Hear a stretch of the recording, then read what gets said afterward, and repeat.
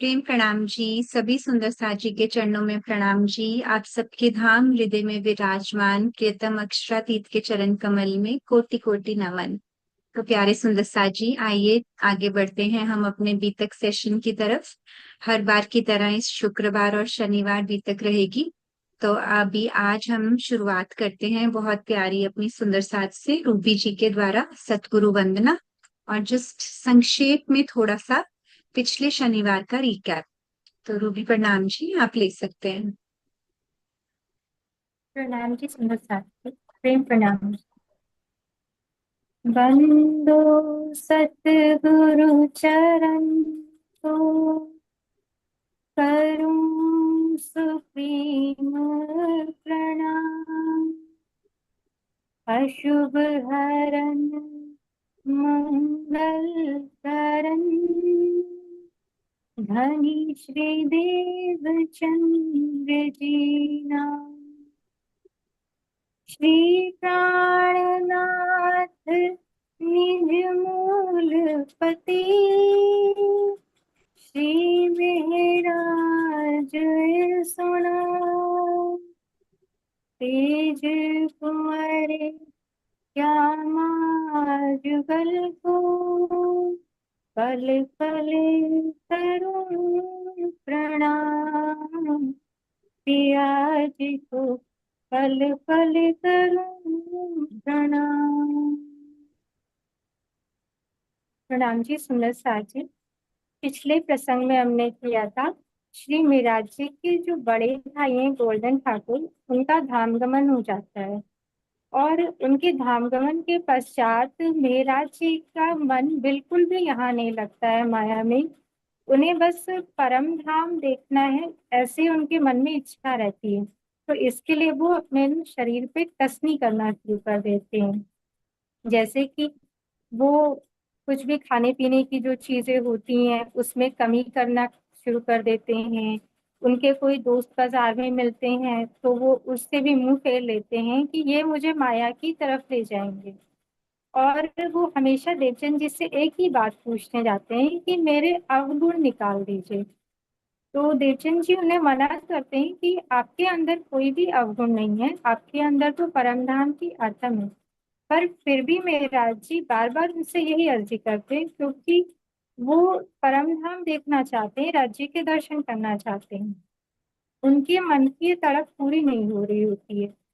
अब उनके ऐसे शरीर को देखकर बालबाई जी को उनकी चिंता होती है। तो बालबाई जी श्री देवचंद जी से अर्जी करती हैं। तब जब देवचंद जी उन्हें बुलाते हैं और उनसे उनके मन की बात पूछते हैं, तो मेराज जी कहते हैं कि आपको दर्शन होते हैं पर मुझे क्यों नहीं राज्य के दर्शन होते हैं। तब देवचंद जी उन्हें समझाते हैं कि ये एक ही तन से लीला हो सकती है और मेरे बाद ही यह लीला तुम्हारे तन से होगी। अब उनका जो है थोड़ा सा मन हटाने के लिए देवचंद जी उन्हें किसी सेवा में लगा देते हैं। जैसे उन्हें अहमदाबाद भेज देते हैं कि वहां से माहेश्वर तंत्र या पुराण संहिता जो है, ये ग्रंथ लेकर आए। और तब मेहराज जी जाते हैं और ये दोनों ग्रंथ लेके आते हैं। अब उनका चित्त और इधर से हटाने के लिए देवचंद जी उन्हें अरब भेज देते हैं। गांगजी भाई के भाई जो खेता भाई हैं वो अरब में 25 साल से रह रहे होते हैं। अब मेहराज जी अरब पहुंचते हैं खेता भाई के पास। वहां पर 4 साल तक वो खेता भाई के साथ रहते और उन्हें जगाने का बहुत प्रयास करते, परंतु खेता भाई की आत्म जागृत नहीं होती है। फिर अचानक ही जब मेहराज जी एक दिन कार्य से बाहर गए होते हैं, तब खेता भाई का धाम गमन हो जाता है। तब मेहराज जी जो भी वहाँ की खेता भाई की संपत्ति है उसको लेकर वो सोचते हैं कि धामधनी के चरणों में जाए। परंतु वहाँ का जो शेख सल्लाह, वहाँ का जो हाकिम होता है, वो जो है इस संपत्ति को बाहर नहीं जाने देना चाहता है। इसलिए वो मेहराज जी को मारने का भी प्रयत्न करता है। तब मेहराज जी वहां से हटकर कहाँ जाते हैं, जो सबसे बड़े खलीफा होते हैं उससे मिलने का प्रयास करते हैं। 2 महीने तक वो उनके दरबार में भटकते रहते हैं परंतु मिल नहीं पाते हैं। तब एक दिन जब वो उदास होकर के बैठे होते हैं, तब राज्य के रूप में एक गृह पठान ही उन्हें दर्शन देता है और उनसे पूछता है कि क्यों परेशान है। तब वो मेराज जी को एक पत्र लिख के देते हैं और कहते हैं कि ये जाकर के तुम खलीफा को दे देना और उसका दामन पकड़कर झटक देना और उससे कह देना कि न्याय के दिन मैं तुमसे हिसाब मांगूंगा। अगर आज तुमने मेरा हिसाब नहीं किया। तो मेहराज जी जाते हैं और जब वो खलीफा सुबह शाम के समय नमाज पढ़ने जा रहा होता है, तभी वो उनका दामन पकड़ के झटक लेते हैं और वो पत्र उनके हाथ में दे देते हैं। फिर वो यही बात कहते हैं जैसा कि उनको राजी ने बोला था कि आप किसने अगर आज मेरा न्याय नहीं किया तो सजा के दिन यानी कि न्याय के दिन मैं इसी तरह आपका दामन झटक कर आपसे न्याय मांगूंगा और उस दिन आपको मेरा न्याय करना पड़ेगा। ये सब बात सुनकर वो उनको कहते हैं कि ठीक है, मैं सबसे पहले तुम्हारा न्याय करूंगा। दूसरे दिन जब मेराज जी जाते हैं उनके पास, तब जब वो पूछते हैं फिर से खलीफा कि आपने मेरे दरबारियों से क्यों नहीं कहा, तो मेहराज जी मना कर देते हैं कि मैं तो उनके पास गया ही नहीं। इस बात को सुनकर खलीफा इतना प्रसन्न होता है कि हिंदुस्तान के लोगों के दिल में इतना प्रेम होता है। और इसी प्रकार इसके आगे का प्रसंग आज हम समझेंगे। प्रणाम जी सुंदर साथ जी। प्रणाम जी रूपी जी, बहुत अच्छा। जी सुंदर साची, इसके बाद मेहराज जी वापिस आते हैं और आके प्रणाम स्वीकार नहीं करने वाले प्रसंग को कोई ब्रीफ में बताना चाहता है? कोई भी सुंदर साथ? जस्ट थोड़ा सा रह गया, बहुत सारा कवर कर दिया रूबी जी ने। क्विक हैंड रेजेस सुंदर साथ जी, जो भी हैंड रेस करेगा आज उसी को लेंगे। हाँ जी अवंतिका। प्रणाम जी। प्रणाम जी।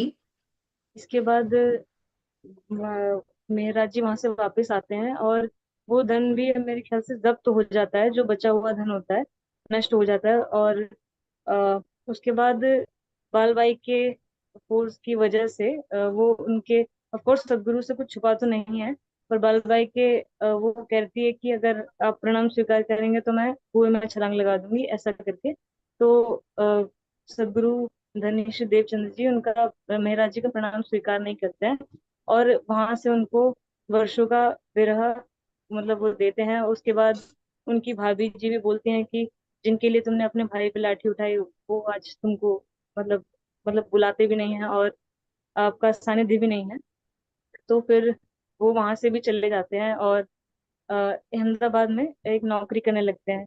पर उसके बाद भी वो किसी कार्यवश जाते हैं, मेरे ख्याल से कर देने के लिए जाते हैं। सॉरी, मैं रिवीजन नहीं किया हाँ, है। नहीं नहीं, सही बोल रहे हो आप।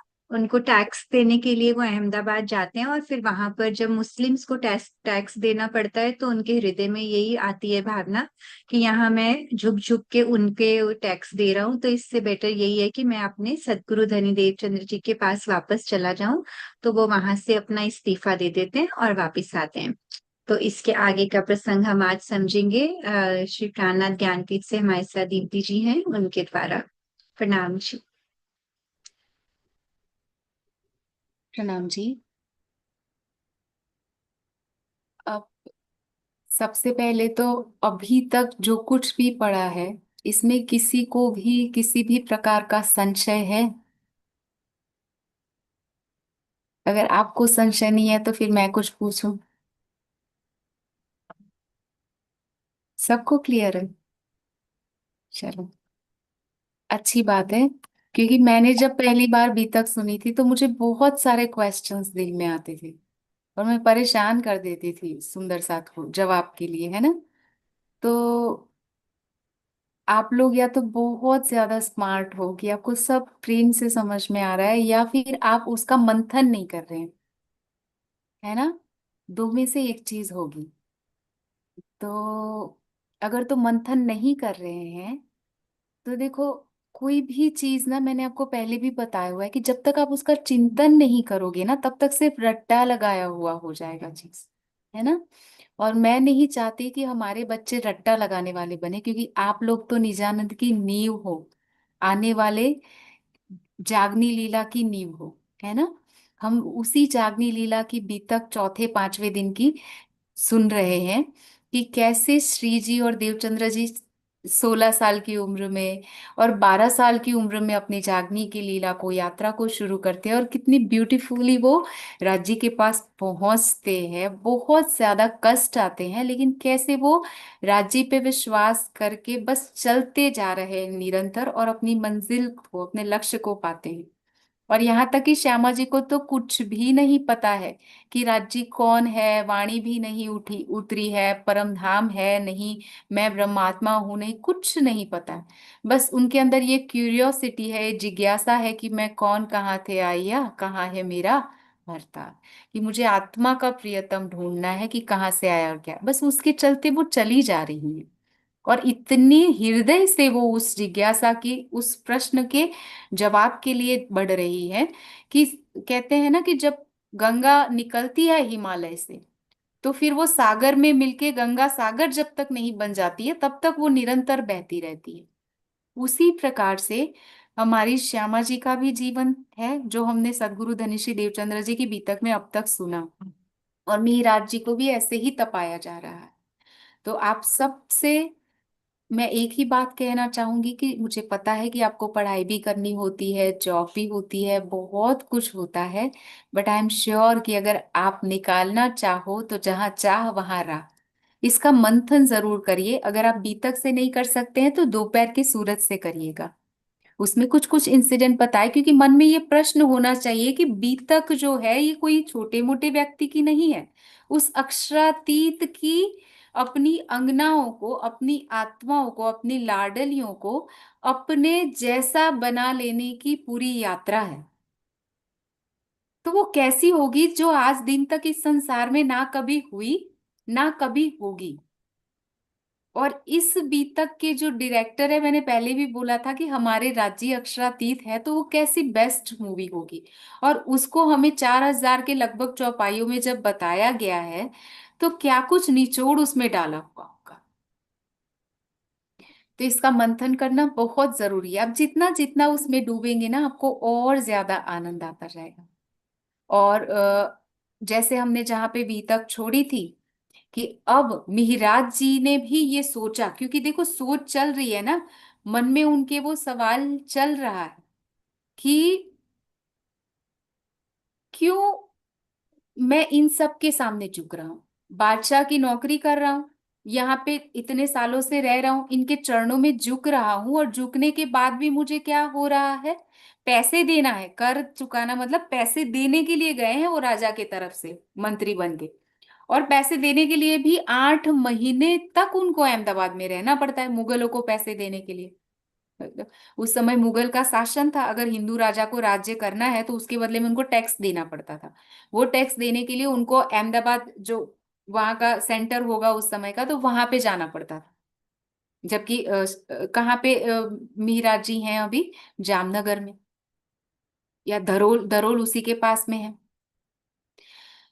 तो 8 महीने तक जब कुछ भी नहीं हो पाता है और झुक झुक के परेशान हो जाते, तब उनको वो मन एकदम से क्लिक होता है कि मैं क्या इसी के लिए वहां से निकला था, इन मुगलों के सामने झुकने से अच्छा है मैं अपने सदगुरु के चरणों में झुक जाऊं। तुरंत वापस आते हैं कला जी को, जो राजा थे वहां के धरोल के, उनको बोल देते हैं कि अब मैं ये नौकरी नहीं कर सकता हूँ, मुझे मेरी आत्मा के कल्याण के लिए आगे बढ़ना है। और राजा भी उनका सम्मान करते हुए बोलते, ठीक है, आपको सारा साहूकार है, आपको सारी रिस्पॉन्सिबिलिटी, उत्तरदायित्व में आपको सौंपा हुआ है, आप जिसको भी उचित समझो उस व्यक्ति को अपनी जगह पे रखो, सारा कार्यभार उनको सौंपो और फिर आप जा सकते हो। मतलब राजा को कितना विश्वास है उनपे, ये उनका कोई इंटरफियरेंस ही नहीं है। जहां जहां जा रहे हैं मेहराज जी सबका हृदय जीत रहे हैं। और अब क्या होता है, अभी तो ये बातें चल ही रही होती है, और वहां पे जामनगर नौतनपुरी में देवचंद्र जी का धाम गमन का समय नजदीक आ जाता है। वो अस्वस्थ है और बार बार पुकार रहे हैं कि कोई मिहिराज जी को बुला के ले आओ।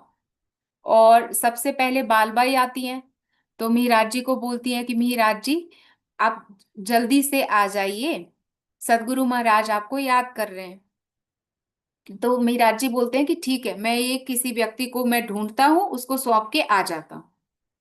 फिर दोबारा से वहां पे देवचंद्र जी याद कर रहे हैं कि जल्दी से उस उनको बुलाओ, मिहिराज जी को कोई नहीं जो बुला के लाएगा। तो अब देवचंद्र जी के पास बिहारी जी थे, तो उन्होंने बिहारी जी को, उनके बेटे को ही भेजा कि आप जाओ। लेकिन बिहारी जी के मन में तो पहले से ही क्या था, कुछ ना कुछ तो लगा ही हुआ है। तो उनको लगा कि अगर मिहिराज जी आ जाएंगे तो पिताजी को तो वो पहले से ही प्यारे हैं, वो उनको सारा कुछ दे देंगे, फिर मुझे कौन पूछेगा। जबकि मैं उनका पुत्र हूं तो उनकी सारी मिलकत मतलब आध्यात्मिक संपत्ति भी मुझे ही मिलनी चाहिए। देवचंद्र जी पहले से ही कहते थे ना सदगुरु महाराज कि मेरा तन छोड़ने के बाद जो लीला होगी वो मिहिराज जी के तन से होगी। तो सुंदर साथ के सामने ही वो बताते थे। तो बिहारी जी ने भी सुना था, तो उनको लगा कि मैं अगर मिहिराज जी को नहीं बुला के लाऊंगा तो ये लीला ही आगे नहीं बढ़ेगी, तो मेरे तन से ही सेवा करवाएगी राज्य। उन्होंने अपनी सोच से सोचा है ना, छोटी सी बुद्धि से। तो इसीलिए वो मिहिराज जी के पास जाते हैं पिताजी के कहने पे, वहां जाके बोलते हैं कि मिहिराज जी, पिताजी ने अंबर कस्तूरी मंगवाई है आपसे। तो मिहिराज जी कहते हैं कि ठीक है, मंगवा के दे देते हैं कि ये ले जाइए और उनसे कहना कि मैं जल्दी आऊंगा। तो बोले कि नहीं नहीं, आप मत आइएगा। जो कुछ भी हुआ था ना पहले कि खेता भाई के धन को लेकर, उसके बाद बहुत बदनामी हो रही है और उससे ना दुखी है सदगुरु महाराज, तो आप मत आइएगा, वो और दुखी हो जाएंगे। तो बोले ठीक है। फिर भी वो मन में तो सोचे हुए ही है कि जो भी करना होगा मैं उनके चरणों में ही जाऊंगा। अब उनके अंदर वो स्वाभिमान भी नहीं है कि सदगुरु बुलाएंगे तो जाऊंगा, उन्होंने ठान लिए, तभी तो वो वहां से आए थे अहमदाबाद से कि मैं सब छोड़ के ही जाऊंगा। तो बोल रहे कोई बात नहीं, मैं जल्दी से निपटा के आता हूँ।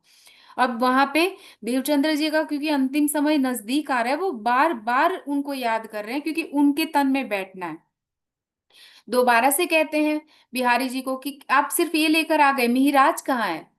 तो उन्होंने बोला कि वो नहीं आए हैं। तो बोले दोबारा से जाओ। दोबारा से भेजते हैं, दोबारा से जाके कुछ बहाना बना के बिहारी जी वापस से आ जाते हैं, फिर से कहते हैं कि आप मत आइएगा। अब क्या हुआ, धाम चलने का समय नजदीक है देवचंद्र जी का, दोबारा से नाराज होके अब सुंदर साथ को पूछते हैं कि ऐसा यहाँ पे कोई भी नहीं है जो मिहिराज जी को बुला के ले आए, उन मिहिराज जी को जो ये कहते थे कि मेरे जानहुन कोड़धड़, मतलब मेरे एक एक मेरे, जब सिंधी भाषा में मिहिराज जी गाया करते थे सदगुरु धनी श्री देवचंद्र जी के लिए, जब साथ में रहते थे कि सदगुरु महाराज आपने मुझ पर जो मेहर की है, आपने जो गुण उपकार किया है ना मुझ पे, वो ऐसा है कि मेरे एक एक धड़ पे करोड़ों करोड़ों सिर हो जाए, एक एक सिर में करोड़ों करोड़ों मुख हो जाए, और एक एक मुख में करोड़ों करोड़ों जिह्वा हो जाए, और महाप्रलय तक मैं उन सारी जिह्वा से आपके गुणों का वर्णन करूं, फिर भी आपने संसार में आके मेरा हाथ थामा है, ये एक गुण को भी मैं उपकार नहीं चुका सकता हूं। तब ये बात सुन के बाल बाई की आंखों में आंसू आ जाते हैं और उनको लगता है कि ठीक है, मैं खुद ही चलती हूँ और इनको बुला के ले आती हूँ। और अब वो जाती हैं और मिहिराज जी को कहती हैं कि मिहिराज, क्या आपको इतना भी नहीं है कि बार बार सदगुरु महाराज आपको बुला रहे हैं और आप वहां जाइए और उनसे मिलिए। मैं क्षमा मांगती हूँ, मैंने अपराध किया था, अब तो आप इस मान को छोड़िए, सदगुरु महाराज अस्वस्थ है और आप कहाँ पे भटके हुए। तो अब मिहिराज जी ने बोला कि मुझे तो किसी ने स्पष्ट रूप से आके बताया नहीं कि सदगुरु महाराज मुझे मिलना चाह रहे हैं और वो मुझे पुकार रहे हैं बार बार। बिहारी जी जब भी आए वो कुछ ना कुछ कह के चले गए हैं, उन्होंने स्पष्ट रूप से मुझे कुछ बताया ही नहीं है। अब आपने मुझे बताया है तो अब मैं देर नहीं करूंगा, मैं तुरंत ही आ रहा हूँ। और जो भी व्यक्ति को रखा था सारा काम काज छोड़ के अब तुरंत ही सदगुरु महाराज के चरणों में आते हैं। और आते आते भी बाल बाई तो कह के चली गई, और मिहिराज जी के हृदय की स्थिति ऐसी है, वो कहते हैं कि बाल बाई, आपने जो समाचार दिए ना कि सदगुरु महाराज मेरे लिए तड़प रहे हैं और मैं नहीं गया, बिहारी जी के उस बात से मुझे इतनी तकलीफ नहीं हुई थी जब बिहारी जी ने बोला कि सदगुरु महाराज आपका मुख भी नहीं देखना चाहते हैं, जितनी पीड़ा मुझे आपकी इस बात से हुई कि सदगुरु महाराज मेरे लिए तड़प रहे हैं और मैं नहीं जा पाया। सोचिए, मी, मिहिराज जी, हमें लगता है ना कि 5 साल अरब गए थे, उसके बाद जो सदगुरु महाराज ने प्रणाम स्वीकार नहीं किया तो रूठ के गए हैं, ऐसा नहीं है। उनको लगा कि सदगुरु मेरा मुख नहीं देखना चाहते हैं, वो मुझसे नाराज है, तो जब वो मेरा मुख देखना चाहेंगे तभी मैं जाऊंगा, मैं अपना चेहरा दिखा के उनको दुखी नहीं करूंगा। खुद विरह में तड़पते रहे हैं, दिवाली का अवसर है, होली का अवसर है, जब भी कुछ प्रसंग आया वो तड़प रहे हैं, हर एक पल तड़प रहे हैं कि एक ही पुरी में हम बैठे हुए हैं, आप मुझे क्यों नहीं बुला रहे हो सदगुरु महाराज, क्या अभी भी आपको मेरी याद नहीं आ रही है? जब दिवाली के साथ सुंदर साथ आपसे मिल रहे हैं, होली पे कह रहे हैं कि क्या सारे आपसे गुलाल खेलेंगे, क्या अब भी आपको इंद्रावती की याद नहीं आ रही है अपनी? मुझे बुलाओ।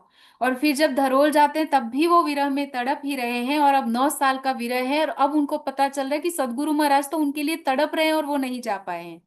तो अब वो तुरंत ही सारा कुछ छोड़ के पहुंचते हैं सदगुरु महाराज के चरणों में।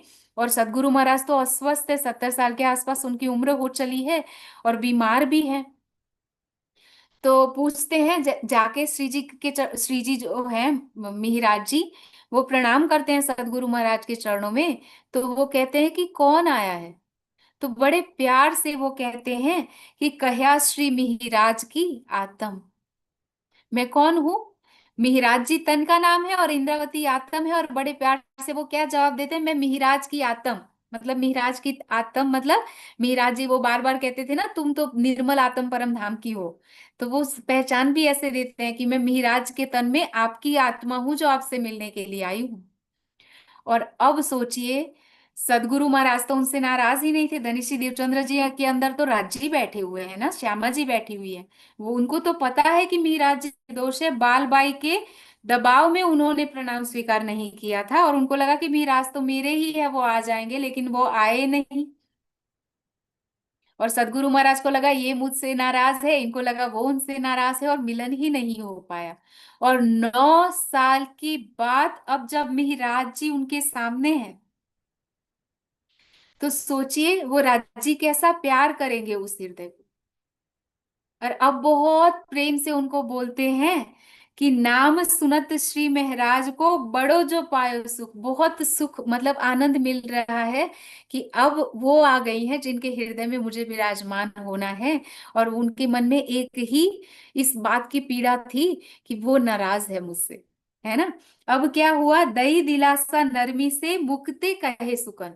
बहुत ही नरमाई से और प्रेम भरे सुकन कह रहे हैं इंद्रावती की आत्मा को। क्या कह रहे हैं कि मैं बहुत बेर याद किया, तुम तरफ पठाए मोमिन। मैंने आपको बहुत बार याद किया, और कितनी बार सुंदर साथ को कहा आपसे बुला के लाने के लिए।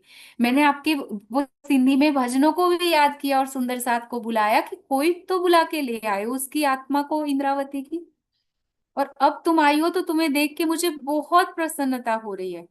बहुत प्यार से 9 साल के वियोग के बाद लगता है ना कि जैसे तप्त रेगिस्तान में एकदम से अमृत का मीठा झरना बहने लगा।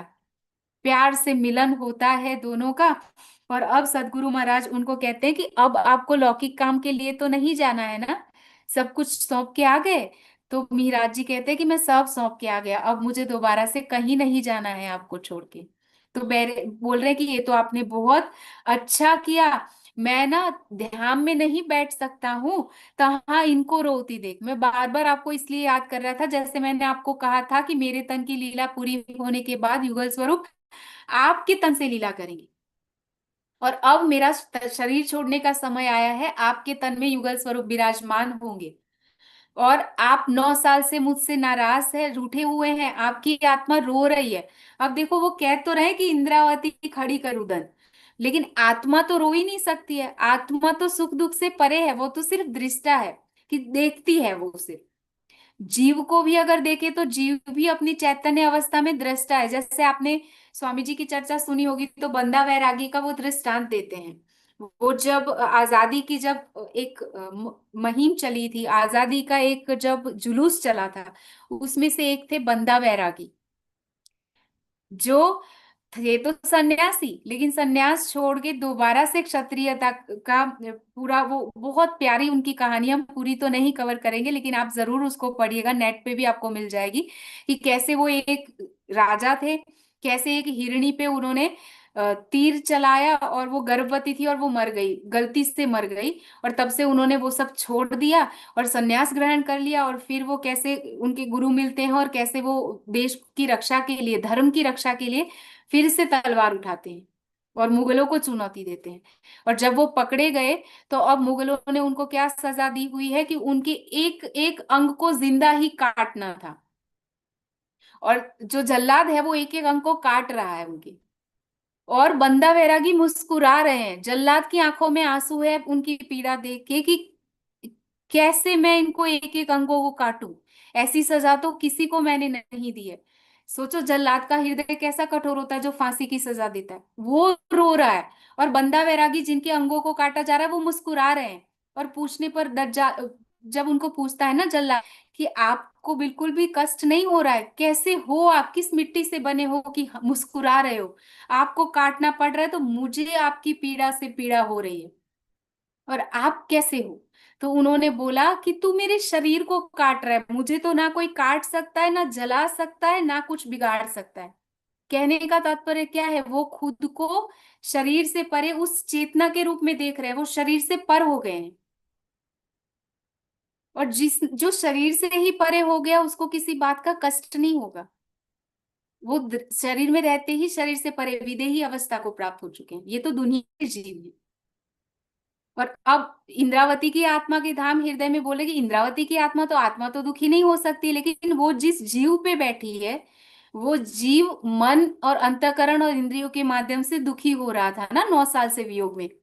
और जैसे हम 9 साल से किसी से दोस्ती छोड़े हुए हो, कोई दोस्त नाराज होके गया है, 9 साल से हमारी बोलचाल ही नहीं हुई है, और अब हमें उनके घर जाना है। हम एकदम से तो नहीं जा सकते हैं ना, हमें उनको बोलना मनाना पड़ेगा पहले। जब सही हो जाए, पहले की 9 साल की जो कुछ भी बातें सब सॉर्ट आउट हो जाए, उसके बाद हम उनके घर जा सकते हैं। तो जब हम यहाँ के मिट्टी पत्थरों के घर में नहीं जा सकते हैं, तो कैसे युगल स्वरूप जिस जिस आत्मा का हृदय दुखी है, जिस आत्मा के जीव का, उस हृदय में बैठ सकते हैं दुखी हृदय में। वो प्रेम आनंद और शांति का सागर दुखी हृदय में बैठ सकता है? वो तो उनको खुश करके ही बैठ सकते हैं। तो अब उनको 22 दिनों तक अपने पास रखते हैं बहुत प्यार से, और कह रहे हैं कि नाराजगी दूर करते हैं। और नाराजगी तो थी ही नहीं, बस आमने सामने है और प्रेम की पुकार चल रही है। और बहुत प्यार से अब क्या हुआ, मिहिराज जी तो हड़बड़ी में आए हैं। अब बहुत प्यार से सदगुरु महाराज उनको सबसे पहले भोजन करवा रहे हैं कि आप भोजन करो। तो थाली जैसी आती है ना, अब सोचो मिहिराज जी, वहां पे बिहारी जी खड़े हैं ना, मिहिराज जी कहते हैं कि बिहारी जी आओ मेरे साथ भोजन करो, आज हम एक ही थाली में भोजन करेंगे। सोचिए वो बिहारी जी कदम कदम पर कैसा बर्ताव कर रहे हैं, बचपन से ही जैसे दुश्मनी निभा रहे हैं। पहले तो अरब में जाके वापस आए तो उल्टा बोल दिया कि इन्होंने हड़प कर लिया है। जब नहीं सुना देवचंद्र जी ने और गांगजी भाई ने, तो बालबाई को उकसा दिया। बालबाई ने जाके चुगली की, सारा कुछ जब्त हो गया। और उसके बाद बालबाई को उकसाया कि आप इनका प्रणाम मत स्वीकार होने देना। बालबाई कुएं पे खड़ी हो गई और उनके कारण 9 साल का वियोग। और जब अस्वस्थ अवस्था में है, अब उनके पिताजी भी अगर लौकिक दृष्टि से देखा जाए, और फिर भी वो जाके गलत बात बता के आ रहे हैं मीराज जी को। और फिर भी मिहिराज जी ही पहल कर रहे हैं कि हम साथ में भोजन करेंगे। तो ये है महान होना, जो अवगुणों को देखता है दूसरों के। अगर मिहिराज जी भी उनका जैसा करते व्यवहार, तो उनमें और बिहारी जी में क्या फर्क रह जाता। लेकिन वो मरु राजा का तपस्वी जीव है, वो इंद्रावती की आत्मा है। उसने ध्यान किया हुआ है, चर्चा सुनी हुई सदगुरु महाराज की, विरह में तड़पी हुई है, तो उसके अंदर वो प्योरिटी है, पवित्रता है, कोमलता है उसके हृदय में। तो वो बोल रहे कि आप मेरे साथ भोजन करो। बिहारी जी बोल रहे भोजन और तुम्हारे साथ बिल्कुल नहीं करूंगा। तो दोबारा से मिहिराज जी कह रहे हैं कि ऐसा क्यों कर रहे हो, आ जाइए ना मेरे पास। दोबारा से जब बुलाते हैं और मिहिराज बिहारी जी मना करते हैं, तो सदगुरु महाराज उनको कहते हैं देवचंद्र जी कि ये सैया में परम धाम की ब्रह्म आत्माओं में आपस में कैसी बहस हो रही है कि आप क्यों नहीं सामने बैठ रहे हो, क्या रद बदल होते आपस में संयन परम धाम की ब्रह्मात्माओं में साथ में भोजन करने के लिए ऐसी बातें होगी। बैठिए उनके साथ। तो अब बिहारी जी को बैठना तो पड़ता है।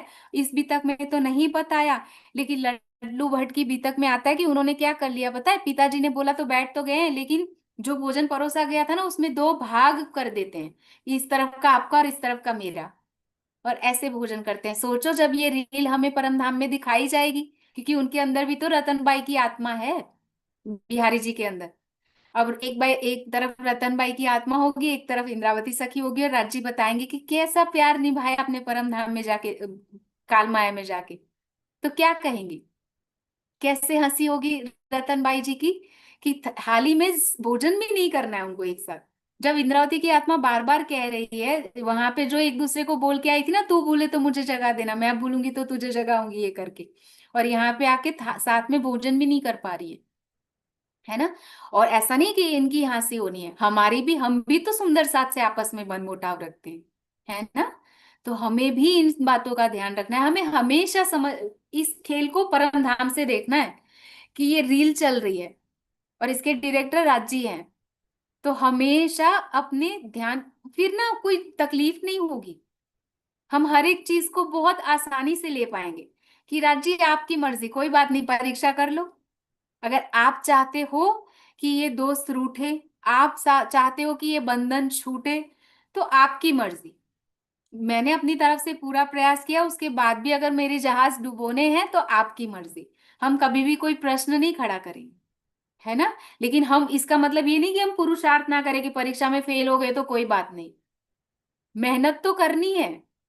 उसके बाद कर्म करो, फल की आशा ना रखो, जो गीता का उपदेश है ना। बाकी सब राज्य देख लेंगे। तो अब ये मिहिराज जी कहते हैं ना वाणी, कि कोई देत कसाला तुमको, तुम भला चाहिए तीन। आपको कोई कष्ट भी दे रहा है फिर भी आप उनका भला चाहो, तो ये हमें इस प्रसंग से शिक्षा मिलती है। मिहिराज जी का हृदय बहुत प्योर है, उनके हृदय में कुछ आता ही नहीं। जिस हृदय में युगल स्वरूप को बैठना है, वहां वो बिहारी जी के अवगुणों को रखेंगे कि उन्होंने ऐसा किया। जिस हृदय में सागर को बसाना है, वहां पे क्यों कुछ ऐसी बूंदों को रख के बैठेंगे विष की, है ना। तो हमें हमेशा सोचना है कि हम जब ध्यान करना शुरू करते हैं तो हम उस प्रेम के सागर को हृदय में बसा रहे हैं। तो उसमें क्यों संसार की छोटी मोटी बातों को, गांठों को बांधे रहेंगे, जहां पे पिया बैठे हुए हैं। तो कैसे कोमल हृदय बनाना है हमें, हर एक चीज को सकारात्मकता से सोचेंगी ब्रह्मात्माएं, और बहुत प्यार से। अब भोजन कर लेने के बाद क्या होता है, वहां पे 22 दिन साथ में रहते वो सदगुरु महाराज के। और 22 दिन तक सबसे पहले तो क्या होता है कि वो अपनी सारी बीतक बताती है इंद्रावती की आत्मा, कि कैसे वो सदगुरु महाराज ने अरब भेजा था, क्योंकि अरब के बाद मिले ही नहीं है ना। 1703 में गए थे, अब मिल रहे हैं 1712 में, है ना। तो बोल रहे हैं कि मैं जब अरब गया तो खेता भाई के वहां पे क्या कुछ हुआ, वापस आके प्रणाम स्वीकार नहीं किया तो कैसे तड़पे वो उनकी याद में। और फिर कैसे कलाजी के पास गए, कैसे क्या हुआ, सारी बातें बता रहे हैं वो। क्योंकि सोचो ना, मिहिराज जी के पास और कौन था बातें करने के लिए, भाई भी नहीं है और सदगुरु के विरह में तड़प रहे, तो अपना सारा हृदय खोलते हैं। और सदगुरु महाराज भी बहुत प्यार से हर एक बात को सुनते हैं, उनके हृदय को सुकून देते हैं। और उनको ये भी बताते हैं कि 22 दिन में, कि कैसे सकुंडल और सकुमार की आत्मा उनके तन से जागृत होगी, कैसे भविष्य की सारी लीला उनके तन से होगी। कुरान में भी सारे भेद हमारे लिखे हैं, वो भी उनके तन से प्रकट होंगे। सारी कुछ इशारतों में 22 दिन में जितनी भी बातें बता सकते थे सारी बताते हैं, उनके बाद उनका धाम गमन हो जाता है। और अब धाम गमन होने के बाद उनके अंदर श्यामा जी की आत्मा थी, और राज्य की आवेश शक्ति आके श्याम जी के मंदिर में विराजमान हुई थी ना। तो अब वो युगल स्वरूप की शक्ति आके किस में बैठती है, इंद्रावती के धाम हृदय में। अब इंद्रावती के अंदर तो आ गई है शक्ति, लेकिन इंद्रावती जी को खुद ही नहीं पता है। तो वो क्या कर रही है, वो अब धाम गमन हो गया सदगुरु महाराज का, सुंदर साथ के पास उस समय तारतम वाणी तो थी नहीं, सबने सोचा कि राजी चले गए, सब सुंदर साथ माया में रल गल गए, है ना। और अब क्या हुआ, इंद्रावती की आत्मा ने भी सोचा, वो भी तो अपने विरह में तड़प रही है।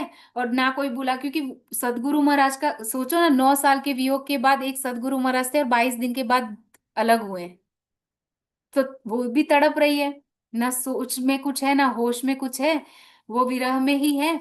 और क्या हो रहा है, अब ना बाल बाई जी, उनको चिंता सताती है कि इस तरह से तो सुंदर साथ सारा माया में सो गया और गादी भी खाली है और कुछ हो ही नहीं पाएगा। तो जाती है मिहिराज जी के पास कि आपको हुक्म सौंपा हुआ है ना, सब सुंदर साथ की आत्म जागृति का उत्तरदायित्व श्री जी देवचंद्र जी ने जाने से पहले आपको सौंपा था, तो अब आप क्या करो, ये आपका उत्तरदायित्व बनता है कि सब सुंदर साथ को गादी पर लेकर आओ। और होता तो ऐसा ही है कि पिता के बाद जो गादी पर कौन बैठता है, उनका पुत्र। तो आप बिहारी जी को बिठाओ गादी पे। तो मीराज जी कहते हैं कि ठीक है, ये तो बहुत अच्छा आपका सुझाव है। मैं खुद ही, आप मुझे बता दो कि किस दिन उनको गादी पे बिठाना है, मैं खुद आ जाऊंगा, उनको गादी पे बिठाऊंगा, खुद प्रणाम करूंगा, और सुंदर साथ को मना के भी ले आने की जिम्मेदारी मेरी ही है। वो तो परम धाम की आत्मा के भाव से ही देख रहे हैं, और गुरु भाई भी हैं, है ना, गुरु के पुत्र भी हैं। तो वो इस तरह से इंद्रावती की आत्मा कहती ठीक है, मैं बिठा दूंगी उनको। अब क्या हुआ, एक दिन निश्चित किया गया, सबसे पहले उनको गादी पे बिठाया गया। जैसे ही उनको गादी पे बिठाया गया, सबसे पहले मिहिराज जी ने उनको प्रणाम किया, और फिर बाकी सब सुंदर साथ को भी कहा कि इनको प्रणाम करो और इनकी चर्चा सुनने के लिए आना है। अब चर्चा तो कर रहे हैं, लेकिन गादी पे बैठने से ही क्या हो जाएगा, है ना। क्योंकि सोचिए, डॉक्टर की कुर्सी पे बैठ जाए कोई, तो डॉक्टरी आ जाएगी, नहीं आएगी ना। तो रूही की गादी पर बैठने मात्र से चर्चा थोड़ी ना कर पाएंगे वो। तो चर्चा करे बाहर की, बैठ तो गए हैं गादी पे, लेकिन चर्चा का वक्त आता है तो क्या करते, किस्से कहानियां सुनाते रहते हैं, कैसे भी करके समय को टालते रहते हैं, और फिर खड़े हो जाते हैं। अब सुंदर साथ ने, जिन्होंने देवचंद्र जी के मुख से चर्चा सुन रखी है, उनको पता तो चलेगा ना कि इनको कुछ नहीं आता है। और धनी श्री देवचंद्र जी बोलते थे कि मिहिराज जी के तन से लीला होगी तो मिहिराज जी ही हमारी आत्मा को जागृत करेंगे। लेकिन मिहिराज जी ही डांट डांट के उनको लेके आते हैं सुंदर साथ को, तो वो सब मिहिराज जी के पीछे पीछे आ जाते हैं, है ना, कि गादी का सम्मान रखते हुए, मिहिराज जी का सम्मान रखते हुए। अब क्या होता है सुंदर साथ जी, एक तो उनको चर्चा नहीं आती है, और दूसरा हृदय तो कठोर है ही, स्वभाव कहाँ जाएगा उनका। तो क्या होता है कि वहां पे सुंदर साथ रोज सुबह और रात को आते थे चर्चा सुनने के लिए, सायं को 2 समय। कोई एक सुंदर साथ ऐसे थे जो गरीब थे, और पास वाले गांव में, कुछ किलोमीटर दूर गांव था उनका, तो वो सुबह आते थे, शाम तक रहते थे, सुबह और शाम की चर्चा सुन के दर्शन करके तब शाम को वापस जाते थे, क्योंकि आना जाना 2 समय का नहीं हो सकता था उनसे। अब क्या हुआ, जब संभवतः कुछ पारिवारिक कष्ट होंगे, या किसान होंगे, या खेती की सीजन हो गया, या जो भी हो, तो उन्होंने बोला कि कुछ घर का काम होने के कारण सदगुरु महाराज, मतलब बिहारी जी को कहते हैं कि गादीपति महाराज, मुझे ना आज्ञा दे दीजिए कि मैं सिर्फ 1 समय के लिए आऊं, क्योंकि 2 समय नहीं आ पाऊंगा। तो बिहारी जी क्या कहते हैं कि 1 समय क्यों, दोनों समय मत आना, आपको अब चिंता करने की जरूरत ही नहीं है, मैंने आपको निष्कासित कर दिया सुंदर साथ से, मतलब मैंने आपको निकाल दिया सुंदर साथ से। 1 समय भी आने की जरूरत है, क्यों निकाल दिया, क्योंकि गरीब है ना, उससे कुछ दान दक्षिणा तो मिल नहीं रही है उनको, तो गरीबों को रख के क्या करना है। तो खुश हो गए ऊपर से कि चलो, एक बार क्या 2 बार से ही नहीं आना, अब तुम यहाँ से निकाल दिए गए हो सुंदर साथ से। और सुंदर साथ को भी बोल दिया कि जो भी इनको, इनका पक्ष लेंगे ना, उनको भी मैं निकाल दूंगा सुंदर साथ समाज से। और बेचारे सुंदर साथ को तो वैसे भी उस समय तारतम्य थी नहीं, सब ऐसे है ना कि अंधों में काना राजा, कि किसी को पता ही नहीं है, जो भी बिहारी जी बोल रहे सब हुक्म सिर आंखों पर चढ़ा रहे हैं कि कहीं हमें ही ना निकाल दिए इस परम धाम से, है ना। सुंदर साथ को लग रहा है गादी पे बैठने से ही ये सदगुरु बन गए हैं, और राज्य कहीं हमें परम धाम से ना निकाल दे, जैसे उनको निकाल दिया सुंदर साथ को। और अब क्या हुआ, 7 दिन तक, और कहीं पे लिखा जाता है कि 9 दिन तक, मतलब 7 से 9 दिन तक वो सुंदर साथ बेचारे भूखे प्यासे उनके कमरे के बाहर, उनके आवास के बाहर बैठे हुए हैं बिहारी जी के, और विनती कर रहे हैं कि मुझे माफ कर दो, मुझसे गलती हो गई, धामधनी मुझे फिर से सुंदर साथ के समाज में सम्मिलित कर लो। लेकिन उनका पत्थर हृदय पिघलता नहीं है। और अब जब किसी सुंदर साथ ने उनको बोला कि आप मीराज जी के पास जाओ, वो कुछ कर सकते हैं, तो मीराज जी के घर को चले जाते हैं। सोचिए सुंदर साथ जी, 7-8 दिन के भूखे वो सुंदर साथ बेचारे गरीब, बिना खाए पिए बिहारी जी को पूरा वो कर रहे हैं, इतनी प्रार्थना कर रहे हैं, आजी जी कर रहे हैं, लेकिन वो सुन ही नहीं रहे। ब्रह्मात्मा होने के बाद भी उनका जीव कैसा कठोर है, क्योंकि सदगुरु महाराज की वाणी उन्होंने कभी जीवन में नहीं उतारी। सोचिए, देवचंद्र जी के सुपुत्र हैं, और लीलबाई के अंदर, उनकी माता जी के अंदर भी तो ब्रह्मात्मा है। उनका जब धाम गमन हुआ उनकी माता जी का, तो उन्होंने तो, राज्य जब उनके सामने आया तो उन्होंने बोले मुझे नहीं, सबको दिखाओ, आप सबको दर्शन दो, तब मैं आपके साथ चलूंगी, तब उन्होंने तन छोड़ा।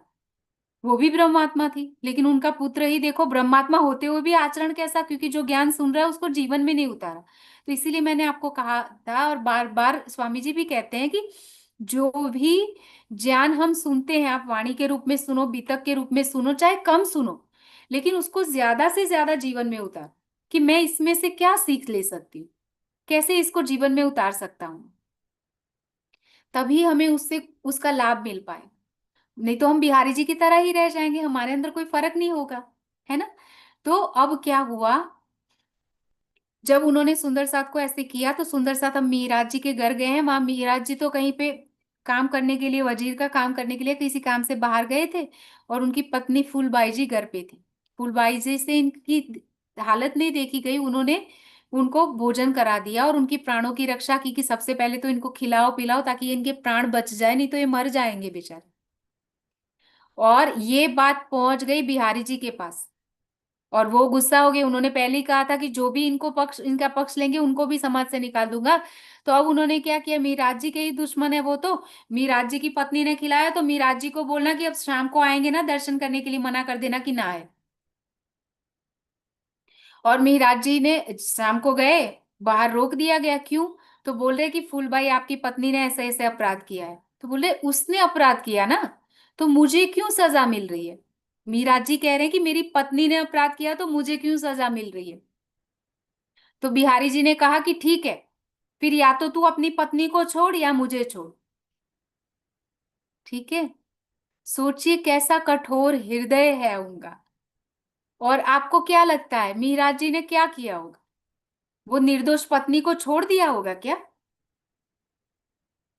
या बिहारी जी को छोड़ा होगा। उन्होंने अपनी निर्दोष पत्नी को छोड़ दिया। उल्टी बात लग रही है ना, क्यों छोड़ा। कोई आप में से कोई बता सकता है कि ऐसा क्या है कि पत्नी के निर्दोष होते हुए भी उन्होंने बिहारी जी का फुरमान माना, बोला कि मैं आपको नहीं छोड़ूंगा, और पत्नी को छोड़ दिया, जिस पत्नी ने पल पल उनका साथ निभाया।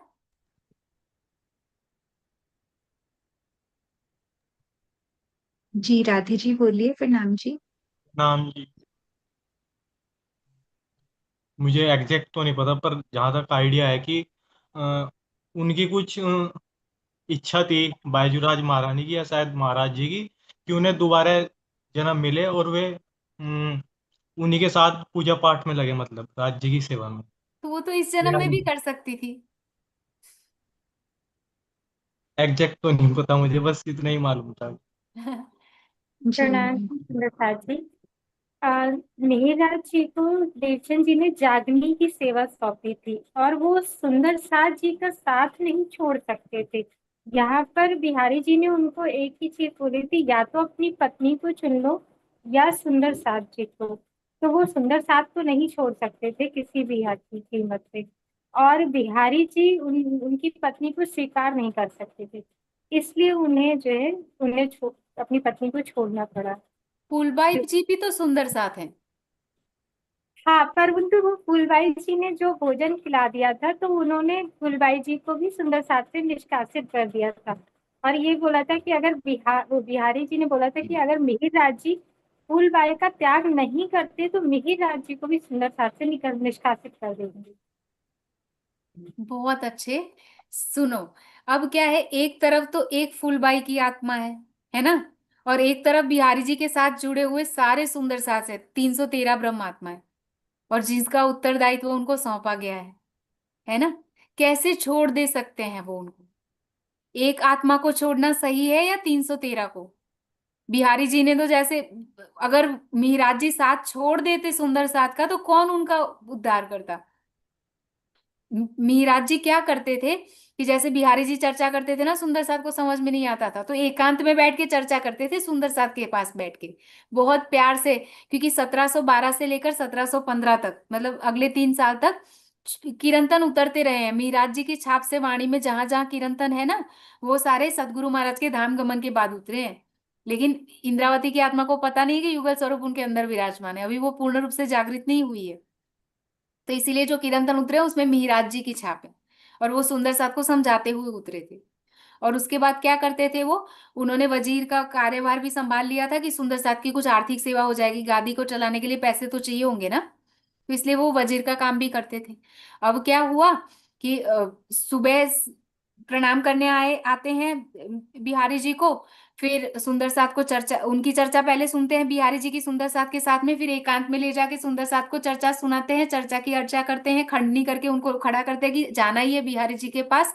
और फिर शाम को 4:30 बजे चितवनी भी करवाते हैं सुंदर साथ को। और सुंदर साथ को ये समझते हुए देर नहीं लगी कि ये तो वही चर्चा करते हैं जैसे देवचंद्र जी के तन से हो रही थी चर्चा।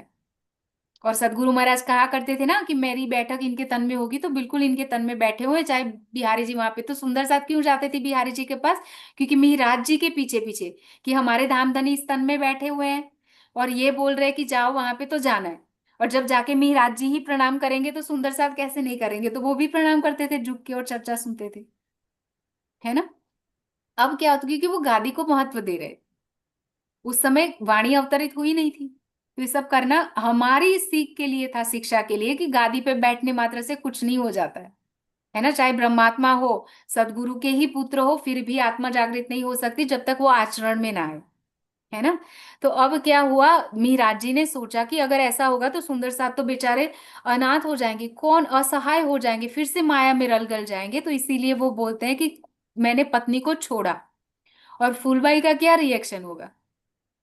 वो तो झगड़ा कर सकती थी ना कि पहले चलो मेरे गहने दे आते थे तब तक ठीक है, पैसे भर अन्न खा के शरीर को ढांचा हड्डियों का बना लिया तो भी ठीक है, मुझे छोड़ के सदगुरु के आदेश पे 5 साल के लिए अरब चल गए तो भी ठीक है, उसके बाद सदगुरु ने प्रणाम स्वीकार नहीं किया, भाभी के ताने से आप चले गए यहाँ से छोड़ के तब भी ठीक है, वापस आने के बाद भी आप सीधा सदगुरु महाराज के पास गए तब भी ठीक है, मैंने किसी चीज में बुदबुदाया नहीं। और अब भी क्या गलती की है, एक निर्दोष सुंदर साथ के प्राणों की रक्षा ही तो की है भोजन करवा के, और फिर भी बिना फूलबाई को पूछे ही छोड़ छोड़ दे रहे हैं। फूलबाई के पास जब ये समाचार पहुंचे ना, फूलबाई प्रसन्न हो रही है और पत्र लिख के भेजती है, क्योंकि अब चेहरा नहीं देखना है ना उनको, तो पति का वचन जो है वो उसका वचन है, तो कैसा समर्पण है, पत्र लिख के भेजती है कि आज मुझे आप पे गर्व है।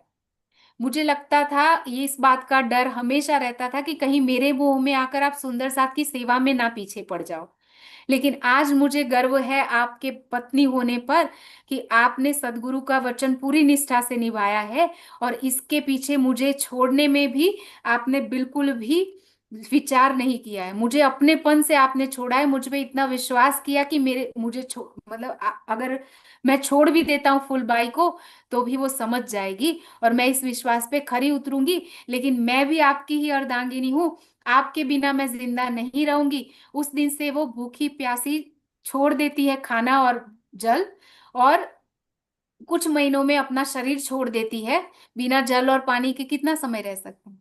शरीर छोड़ने के बाद वो बोलती है उनको कि अब क्या, आप क्या करो, मेरा जब मतलब शरीर छूटने से पहले वो पत्र लिख के बता देती है उनको कि जब मेरा देह त्याग हो जाएगा तो उसके बाद आप आइएगा और क्या करिएगा, मेरी जो राख होगी ना उस पे अपने दोनों चरण कमल को रख दीजिएगा। सोचिए, सुहागिन पत्नी जब मरती है तो उसको जलाने का अधिकार किसको होता है, कर्तव्य किसका होता है, पति का। वो फूलबाई की आत्मा उसके लिए भी उनको नहीं परेशान कर रही है कि पति का वचन ना भंग हो जाए, जलाने के लिए भी उनको नहीं बुला रही है, बोल रही कि बस आप अपने चरण कमल को रख देना चिता पे, जब जल जाएगी ना राख बन जाऊंगी मैं तब। और मिहिराज जी ऐसा ही करते हैं। और अब पत्नी भी चली गई। अब सोचिए मिहिराज जी के हृदय की क्या स्थिति होगी। 9 साल का विरह, 22 दिन का संयोग होने के बाद फिर से सदगुरु का विरह, और अब निर्दोष पत्नी का शरीर त्याग कर देना, पूरा हृदय उनका कुछ बचा ही नहीं है। और अब वो पीड़ा में अभी भी बिल्कुल भी अपनी जवाबदारी को नहीं छोड़ रहे। सदगुरु महाराज ने उनको कहा है ना कि आपको सुंदर साथ की सेवा में जीवन अर्पित करना है, उनकी जागने का उत्तरदायित्व आपको सौंपता हूं। तो अब क्या करते हैं, पूरा वो कारण को ढूंढते हैं। बिहारी जी से नाराज नहीं हो रहे हैं। महान कौन होता है? जो समस्या के विषय में सोचे इसने ये किया उसने वो किया, वो नहीं। मीराज जी क्या सोच रहे हैं पता है? उन्होंने कारण को सोचा कि ये मेरी पत्नी को जो देह त्याग करना पड़ा उसके पीछे का कारण क्या है। वो सुंदर साथ को खिलाया, क्यों उसको भूखा रहना पड़ा, क्योंकि बिहारी जी ने निकाला। क्यों वो सुंदर साथ ने ऐसा बोला था कि एक ही बार आऊंगा, क्योंकि वो गरीब था और उसको कमाने के लिए एक समय नहीं आ, दो समय नहीं आ सकता था पूरे पूरे दिन। अब उन्होंने सोचा कि ये सुंदर साथ गरीब होने के कारण, लौकिक कार्यों करने के कारण क्या कर सकते हैं, पूरा समय नहीं दे पा रहे सेवा चितवनी में, ध्यान में, चर्चा में। तो मैं क्यों ना इनके बदले सेवा करूं। मैं क्या करूंगा, सबके बदले कमाऊंगा, और कमाने के बाद सारा सामग्री वगैरह इकट्ठा करके भंडारा करवाऊंगा, ताकि सुंदर साथ को कमाना ही ना पड़े। उनको बस एक ही काम करना है, चर्चा करें, सुने, रहनी सुधारे और ध्यान करें। सारा पैसा मैं कमा के लाऊंगा। और इस क्योंकि अब पत्नी और कुछ भी नहीं रहा, तो उन्होंने सारी अपनी ऊर्जा किसमें लगा दी, सुंदर साथ की सेवा में, ताकि और किसी सुंदर साथ का इस तरह से निष्कासन ना हो और किसी निर्दोष फूलबाई को देह ना त्यागना पड़े। तो जब भी हमारे जीवन में भी कोई भी ऐसी घटना हो ना, घटना क्यों हुई, किसने की है, वो इन सब में ना पड़े, वो घटना दोबारा से ना घटित हो, वो गलती दोबारा से ना हो, उसके लिए हम शिक्षा लें, है ना। अब क्या हुआ, मिहिराज जी ने जब सेवा करना शुरू किया तो वो तो सुबह, अब क्या हुआ, ज्यादा काम करना पड़ेगा ना, इतना सारा कुछ कमाना है तो अब वो सुबह ब्रह्म मुहूर्त में उठ जाते थे। उठने के बाद वो क्या करते थे, सबसे पहले बिहारी जी महाराज के पास जाते थे, प्रणाम करते थे, और तब जाके वो वजीर का काम संभालते थे। शाम हो जाती थी, जो चर्चा की अर्चा करते थे ना, वो पहले सुंदर साथ को चर्चा कराते थे, वो नहीं कर पा रहे अब सिर्फ 4:30 बजे आते हैं और फिर क्या करते हैं, चितवनी जरूर करवाते हैं, लेकिन चर्चा में भंग हो गया। और राज्य को तो उनसे क्या सेवा लेनी थी, सुंदर साथ की आत्म जागृति की।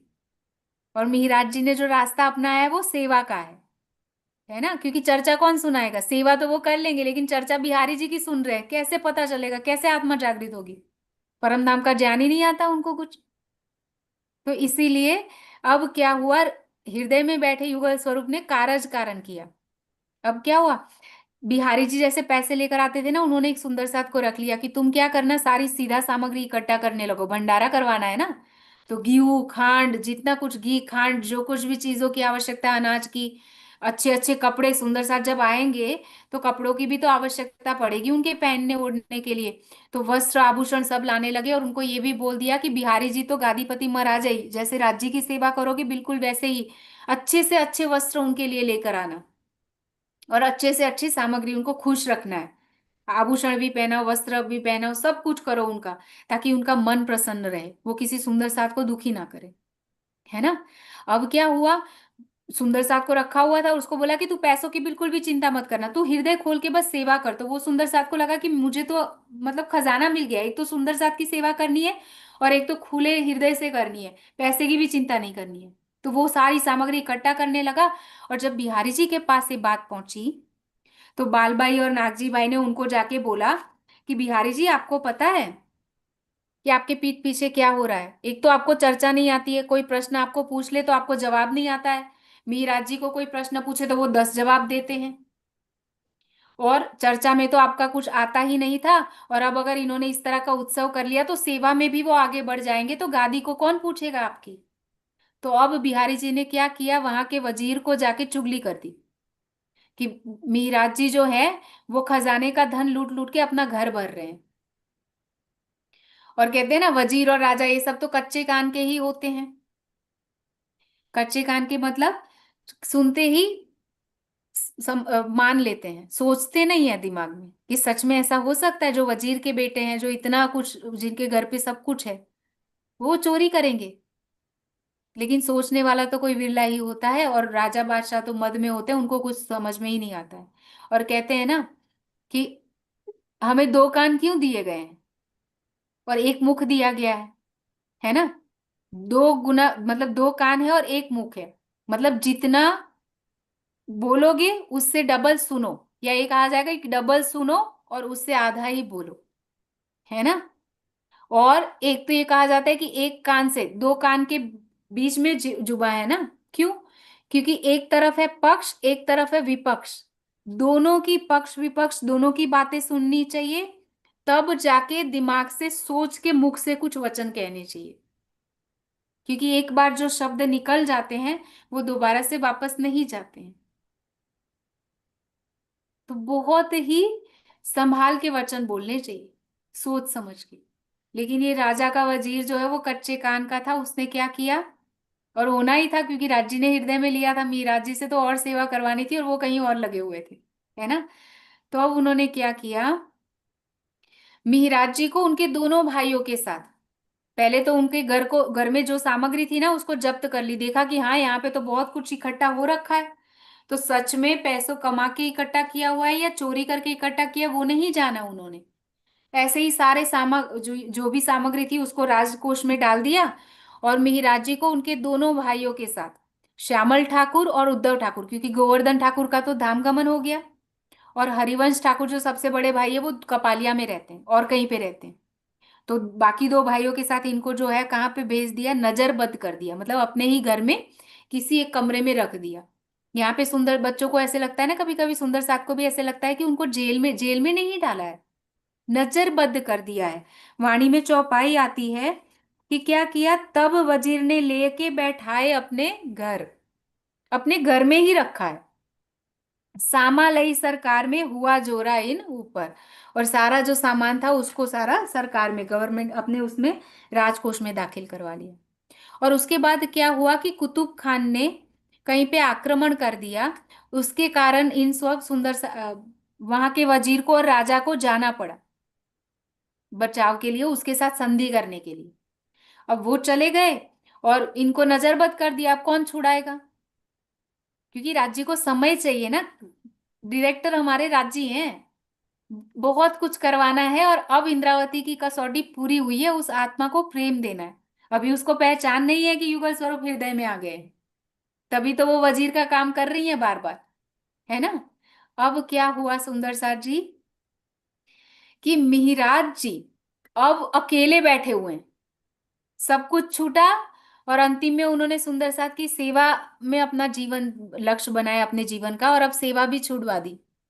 अब एक ही लक्ष्य है कि धनी आप मेरे सामने आओ। 1714 में वो गए हैं नजरबद में, ठीक है। अब वहां पे उनको कोई लेना देना नहीं, चार दीवारी के बीच में 1 साल तक रुकते हैं वो, और क्या करते हैं, शुरू के 6 महीने दिन रात विरह में तड़प रहे हैं। हर पल हर घड़ी वो सुख हुक हुक सांस ले रहे हैं कि पिया जी मैंने ऐसी क्या गलती की, जो 9 साल से, मतलब 1712 में वो आए थे सदगुरु महाराज के चरणों में, जब 12 साल की उम्र थी, अब उनकी 40 साल की उम्र हो चुकी है। 28 साल से उनको सुकून नहीं मिला है कहीं पे भी, विरह में तड़पते ही जा रहे, माया कहीं पीछा ही नहीं छोड़ रही है उनका। और बोल रहे हैं कि ऐसा मैंने क्या किया था जो बार बार मुझे ऐसे तपा रहे हो आप, बार बार कष्ट आ रहे, उनका हृदय पूरा टूट चुका है। और अब उनकी एक ही पुकार है कि पिया आप सामने आओ, अब आओ। और करते करते करते वो बोल रहे कि या तो आप आओ या मैं शरीर छोड़ दूंगी। और विरह में तड़पते तड़पते उनका शरीर जो है वो हड्डियों का ढांचा, सिर्फ हड्डी रह गई है शरीर में, मांस और खून तो सूख गया है मानो। और सिर श्रीफल विरह अगेन, सिर ऐसे लग रहा है कि जैसे श्रीफल बन गया है, मतलब उनका पूरा शरीर ही हवन कुंड बन गया है। हड्डी, हवन कुंड में क्या होता है, लकड़ियां होती है, तो उनका जो शरीर है वो हवन कुंड बन गया है। लकड़ियां, उनके जो शरीर में हड्डियां हैं वो लकड़ियां बन गई है। जो श्रीफल या आहुतियां डाली जाती है वो उनका सिर बन गया है। लोहू मांस की आहुति डाल के सूख गया है, और अब बस सांसें चल रही है अग्नि की तरह।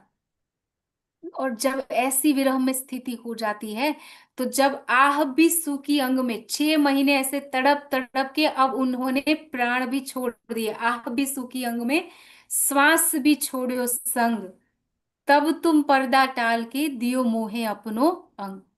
जब ऐसी स्थिति आई तब राजी सामने आए, हृदय में जो युगल स्वरूप बैठे थे ना, अब इंद्रावती की आत्मा भी है और सामने युगल स्वरूप है। और अब जब युगल स्वरूप दिखे ना उनको, तो बहुत ही विचित्र दृश्य उन्होंने देखा कि राज्य तो दिख रहे हैं, और सिंहासन पे उनको कभी श्यामा जी दिख रही है और कभी धनिश्री देवचंद्र जी दिख रहे हैं। और अब इंद्रावती की आत्मा जो है, उनके हृदय से निकलता है कि मेरे धनी धाम के दुल्हा, मैं कर ना सकी पहचान। अब रो मैं याद कर कर जो मारे हेत के बाण, कि हे मेरे राज्य, मैंने क्या कर दिया। सदगुरु धनीश्री देवचंद्र जी के तन में आप साक्षात आए और मैंने आपकी पहचान नहीं की। मुझे तो लगा कि आप देख रहे हो और मैं क्यों नहीं देख रही हूं।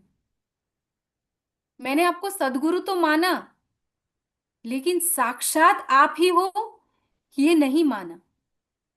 और अब वो जागृत हो गई ना, शरीर और संसार मतलब बाहर निकल चुकी है, वो युगल स्वरूप सामने, अब वो जागृत ब्रह्मात्मा हो चुकी है। तो उनको पता चल रहा है कि कैसे इश्क रबत किया था और कैसे राज्य से कहा था कि 100 बेर देखो आजमाए के तो भी ना भूले हम। और यहाँ सदगुरु से 9 साल तक उनको अभी ये लग रहा है कि जिस दिन सदगुरु ने मेरा प्रणाम स्वीकार नहीं किया था, मैं अधिकार से क्यों नहीं गई उनके पास,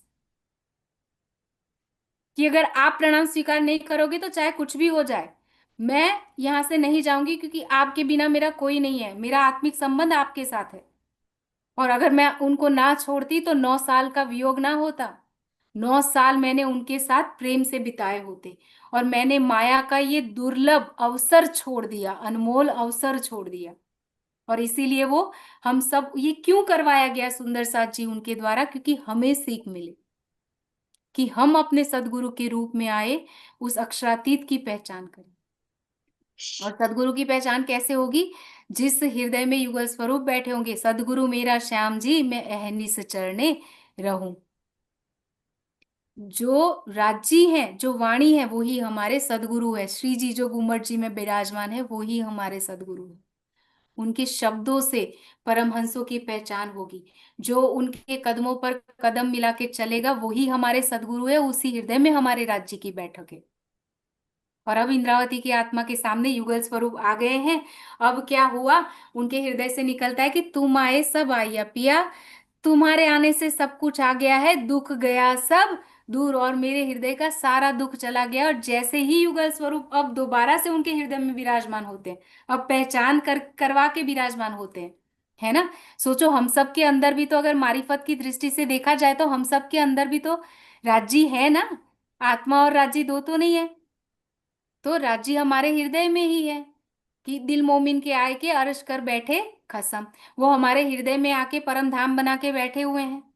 अब ये हमारे ऊपर है कि हम उनको साक्षात करके उनकी पहचान करें। जैसे देवचंद्र जी के धाम गमन के बाद इंद्रावती की आत्मा के धाम हृदय में आके युगल स्वरूप विराजमान हो गए, लेकिन उनको पहचान नहीं है। वो तो सुंदर साथ की सेवा कर रही है, कभी कुछ कर रही है। ये तो वो धीरज में तड़पे और सामने आए तो उनको पता चला ना। तो उसी तरह से हमें क्या करना पड़ेगा? हमें भी तो राज्य के लिए ध्यान कर, उस समय वाणी नहीं थी, हमारे लिए शरीर छोड़ने का अवसर नहीं। हम तो बैठे बैठे बस उनको प्रेम से, अपनी सुरता से, आत्मिक दृष्टि से उस परम धाम में जाए, युगल स्वरूप की शोभा श्रृंगार को हृदय में बसाए, और हमारी आसानी से आत्मा जागृत हो जाएगी, जैसे बाकी मोमिन करेंगे, है ना। छठे दिन की लीला भी चल रही है। तो अब क्या हुआ? जैसे ही युगल स्वरूप उनके हृदय में विराजमान हुए, सबसे पहले रास की वाणी अवतरित होती है। कैसे कैसे, कौन कौन सी वाणी अवतरित होती है? क्योंकि अब इतना क्यों तपाया गया उनको, क्यों इतने कष्ट सहन करवाए गए उनको? क्योंकि उस तन से लीला करवानी है। क्या करवाना है? वाणी को अवतरित करवाना है, उनके राज्य के हृदय के उन वचनों को प्रकट करना है, प्रेम के वचनों को इस संसार में। तो वो तन कैसा होना चाहिए कि उसका तन का कुछ भी ना हो। जैसे इसको आप ऐसे मान लो कि एक मिरर है, ग्लास है, उसपे बहुत सारा रंग लगा हुआ है, और मुझे उस ग्लास के थ्रू ही कुछ बताना है। तो उस ग्लास को पूरा क्लीन करना पड़ेगा ना, तभी तो जाके हम उस पार कौन है उसको पूरी तरह से देख पाएंगे। तो यही था कि राजी और श्यामा जी युगल स्वरूप को बैठ के अपने हृदय को प्रकट करना है। तो इंद्रावती की आत्मा के ऊपर जो जीव का पर्दा था, जीव के ऊपर जो अंतःकरण इंद्रियों की कालक थी, उसको साफ करना है। और अब पूरा साफ हो गया, कुछ भी बाकी नहीं है। तो अब राज्य अंदर बाहर वो क्या हो गए? एक हो गए। उनका जीव टल होसी आत्म, उनकी जीव और आत्मा दो नहीं एक ही हो गए हैं अभी। जीव भी आत्मा ही बन गया है और आत्मा परात्म के साथ एक हो गई, युगल स्वरूप के साथ एक होके राज्य ही बन गई है। अब कोई भेद नहीं रहा है। और अब वो वाणी अवतरित होगी, जो वाणी हम घरे बैठ के बहुत आराम से पढ़ते हैं सुंदर साथ जी, वो वाणी को अवतरित करवाने के लिए, वो पात्रता लाने के लिए, वो मरु राजा का तपस्वी जीव जिसने कल्पों तक तपस्या की थी, उसको दोबारा से कितनी तपस्या करनी पड़ती है। और उस तपस्या के कारण सुनिए, मतलब आप ये सोचिए कि इस संसार के लोगों को कितना तप करना पड़ा है, कितने जन्मों तक, यहां तक कि उनका शरीर पूरा कहते हैं ना कि सांपों का घर बन गया, मिट्टी ने उनके शरीर पे पूरा दर जमा लिया अपना। और उनकी आंखों की पलकें जो हैं वो यहां तक घुटनों तक लंबी हो गई, मतलब इतने युगों तक उन्होंने आंखें नहीं खोली। और फिर भी उनको निराकार से आगे उनका ध्यान नहीं जा पाया। और जिस तन से, जिस सुरता को, जिस आत्मा को हद बेहद से परे परम धाम तक लेके जाना है, वहां की वाणी को अवतरित करवाना है, उसको इतना तो कष्ट करवाना ही पड़ेगा, इतना तो तपाना ही पड़ेगा ना। नहीं तो कल को जब न्याय की लीला होगी तब सब राज्य को क्या कहेंगे कि आपने तो पक्षपात कर लिया। तो पहले भी उस जीव को, मरु राजा के जीव को तपाया गया और अभी भी तपाया गया।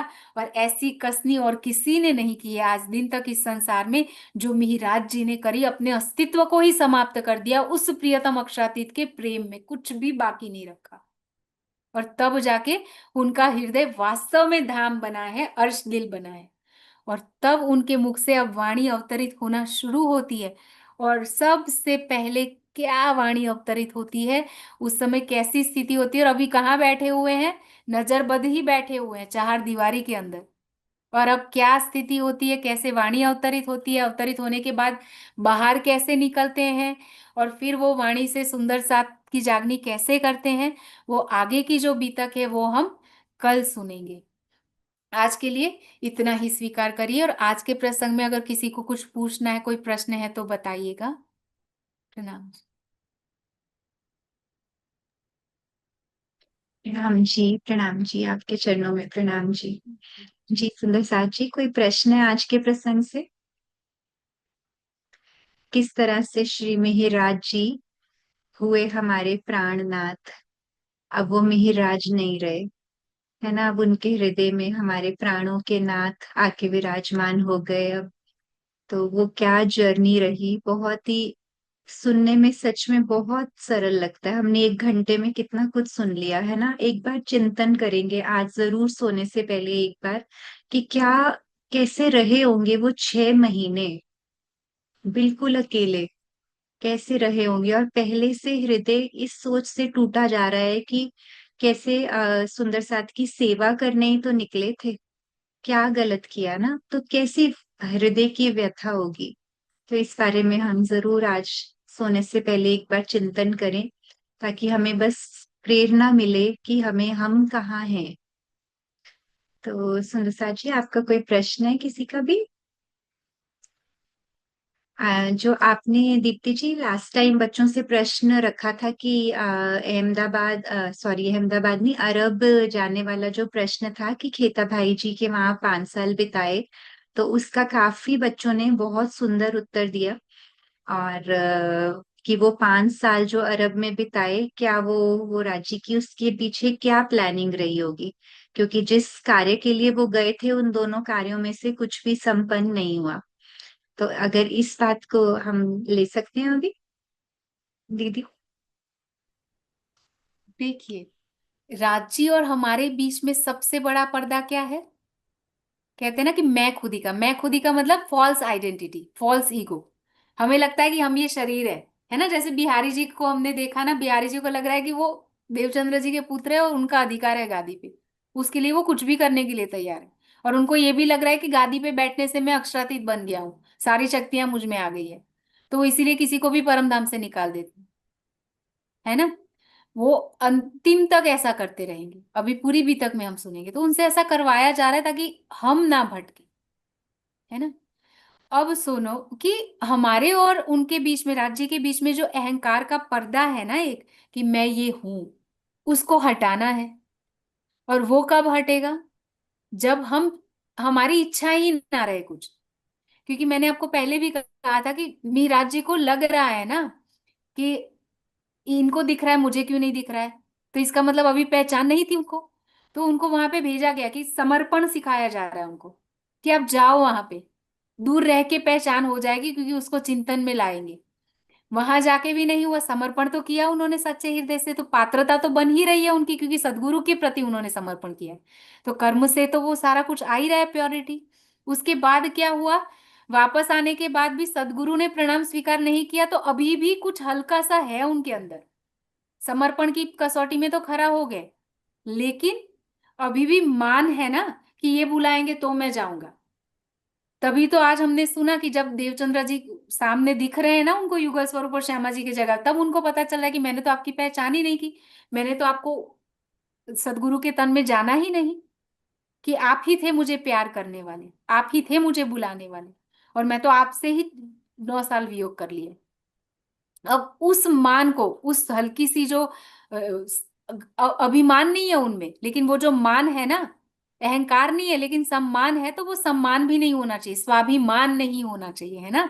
वो स्वाभिमान को, क्योंकि स्व का अभिमान मतलब मैं हूं, यही स्व का अभिमान है, और वो मिहिराज जी में था अभी भी थोड़ा सा। उसको खत्म करने के लिए और 4 साल का वियोग, माँ जी। है ना। उसके बाद जब वापस आए, वापस आने के बाद अब क्या हो रहा है? ना ना। वापस आ गए हैं, और उनके सामने अब सदगुरु के सामने आने के बाद 22 दिन का ही सिर्फ संयोग होता है, और उसके बाद तो वो सेवा में लगी गए, जो हमने आज भी तक सुनी। अब जब पर्दा पूरी तरह से हट गया, तो पहले समर्पण करवाया गया, फिर उस सम्मान को भी टाला गया, और अब जाके वो क्यों वो उस कष्ट को सहन कर पाए? अगर उन्होंने धामधनी के रूप की पहचान कर ली होती मिहिराज जी ने सदगुरु के तन में, तो उनका तन उसी समय छूट जाना था, जैसे ही सदगुरु महाराज का छूटा। उससे सेवा नहीं ले पाते वो, क्योंकि उनकी जिंदगी में और कुछ था ही नहीं। जब उनको पहचान भी नहीं हुई है, फिर भी वो हफ्सा में अपना तन छोड़ दे रहे हैं। तो उनको अगर सदगुरु के तन में पहचान हो जाती, तो वो जीव या वो आत्मा रह ही ना पाती उनके साथ। मतलब सदगुरु की आह के साथ ही उनकी आह निकल जाती, और वो जो सेवा, ये 18,758 चौपाइयों के रूप में राज्य का हृदय जो खोलना था ना, वो लीला ना हो पाती। तो इसीलिए मैं कह रही हूँ कि राज्य ही डायरेक्टर है ना इस खेल के। उन्होंने हर एक चीज को प्रॉपरली प्लान किया, और बीतक की हर एक प्रसंग में कुछ ना कुछ शिक्षा, कुछ ना कुछ चीजें छिपी हुई, खजाना छिपा हुआ है हमारे लिए, जो हमें बहुत कुछ, हम जितना गहरा उतरेंगे ना, उतना ही हमें वो बढ़ता जाएगा, है ना। तो आज के प्रसंग से भी हमने शिक्षा ली कि गादी के पीछे नहीं भागना चाहिए। कोई किसी की कुर्सी में बैठने मात्र से कुछ नहीं प्राप्त कर लेता है। कोई हमें कसाला दे, कोई हमें कितना भी अपमान दे, कुछ भी अहित करे, हमें हमेशा उनके प्रति विशाल व्यवहार, उदार व्यवहार, प्रेम भरा व्यवहार करना चाहिए, क्योंकि हम परमात्मा हैं। हमें अपनी प्रेम की रहनी नहीं छोड़नी चाहिए, है ना। हमें हमेशा, हम अपना स्वभाव कैसे छोड़ सकते हैं? तो तभी हम महान बन पाएंगे। और जब भी, चाहे कितनी भी बड़ी घटना क्यों ना घटित हो जाए, जैसे पत्नी का धामगमन हो गया ना, निर्दोष पत्नी ने तन छोड़ा, फिर भी ना उस परिस्थिति को कोसना है, ना उसके लिए जवाबदार व्यक्ति को कोसना है। हमें ये फाइंड आउट करना है कि रीजन क्या है इस घटना का, और उसको कैसे दूर किया जाए, ताकि भविष्य में ये ना हो। तो ये इसी सारी, बहुत सारी शिक्षाएं हमें मिलती है, और इन सबको आप क्या करिएगा, एक बार पढ़िएगा। आज हमने जो किया हुआ है, कहाँ तक पूरा किया है?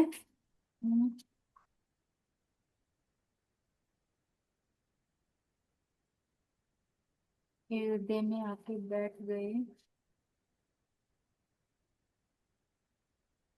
बैठे हाँ, दिल ये है सुन। प्रकरण 17 नंबर का प्रकरण है।